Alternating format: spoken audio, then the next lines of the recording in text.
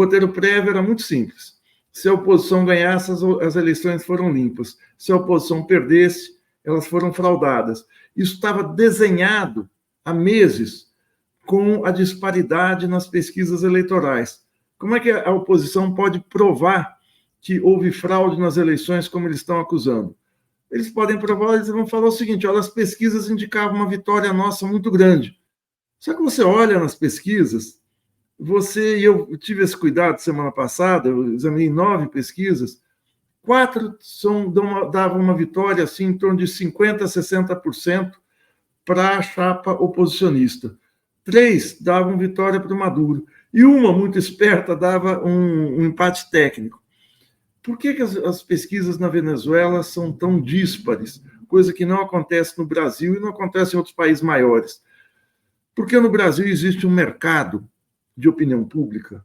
O Brasil é um país que tem um mercado interno muito grande e a opinião pública, os gostos, os desejos, os afetos, as inclinações políticas da opinião pública, né, são muito importantes, seja para a disputa eleitoral, para a disputa do poder político, seja para a disputa das grandes empresas, clientes de banco, consumidores. Enfim, isso é algo fundamental. Você vai lançar um novo produto, você faz uma pesquisa de mercado para ver se existe uma carência, uma demanda reprimida por esse produto que você vai lançar. Você contrata um instituto de pesquisa. Então, a vida do instituto de pesquisa aqui é a seguinte: ele faz uma pesquisa hoje eleitoral, mas os maiores, estão fazendo pesquisas de mercado. Tem uns que não se misturam, mas tem uns que estão fazendo pesquisa de mercado. Se você sai muito da tendência que acaba se concretizando mais adiante, você perde a credibilidade e está fora do mercado. Por isso que aqui no Brasil as pesquisas são muito mais equilibradas e mesmo com variações, elas conseguem captar desejos da população, seja, como eu disse, em atividades comerciais, seja nas eleições. Na Venezuela não existe esse mercado. Uma candidatura, uma chapa, um partido compra uma pesquisa e essa pesquisa vai ser feita com o meu viés, vai ser apresentada publicamente da maneira que eu quero. E raramente o Instituto, de um lado, faz trabalho para o outro. Então, é uma coisa quase amadora. Isso existiu na Argentina também. Na Argentina, as eleições que levaram o Milei à Casa Rosada, elas eram extremamente díspares. O único instituto que chegou mais perto foi o Atlas, que é uma grande multinacional e que acaba tendo que prestar conta em vários países. Mas há um problema nas pesquisas, então qualquer um pode chegar na Venezuela e falar: olha, essa eleição foi fraudada porque eu não ganhei, como estava nas pesquisas. Mas nesse quadro que é desse mercado incipiente de pesquisa. Agora, Marigo, essa história de gritar fraude ou anunciar resultados das eleições antes de elas terem ocorrido, ou contestar resultados das eleições porque eles não foram favoráveis ou não foram o que supostamente deveria ter sido. Isso já não está muito manjado. A gente lembra aqui no Brasil o Aécio em 2014, Estados Unidos do Trump, e volta e meia candidatos de extremo... Bom, o próprio Bolsonaro dizia que ou a vitória era dele ou era tudo uma fraude. Isso já não está muito manjado, não é estranho que ainda haja governos, pessoas de responsabilidade que deem ouvidos a esse tipo de coisa? Rodolfo, você citou aí o caso do Aécio. O Aécio é um caso que não deu certo. Eu vou citar um caso que deu certo. É a eleição seguida do golpe do Evo Morales em 2019 na Bolívia. A eleição do Evo Morales se deu da seguinte maneira: o Evo forçou a mão na justiça para disputar um 4º mandato, coisa que a Constituição não permitia. Ali não teve pesquisa, mas teve essa coisa de gritar que foi fraude. Ele se submete às eleições, acontece um problema fortuito de um apagão de meia hora, acho que na contagem.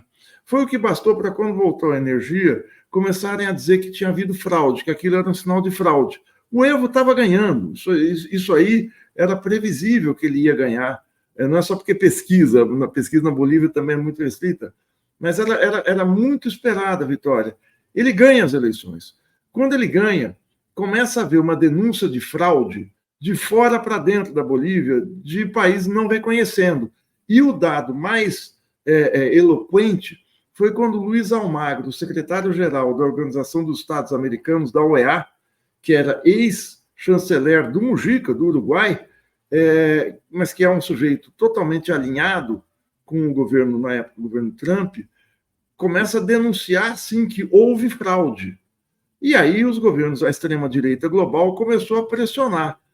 Mas, internamente, passa a haver também uma sublevação das forças policiais. Vocês se lembram? Houve um surto de violência interno à Bolívia, com perseguições, com atentados a apoiadores do governo. Eu me lembro até, vocês se lembram, uma prefeita que foi arrastada pelas ruas, seu cabelo foi cortado. Eles cortaram o cabelo numa humilhação.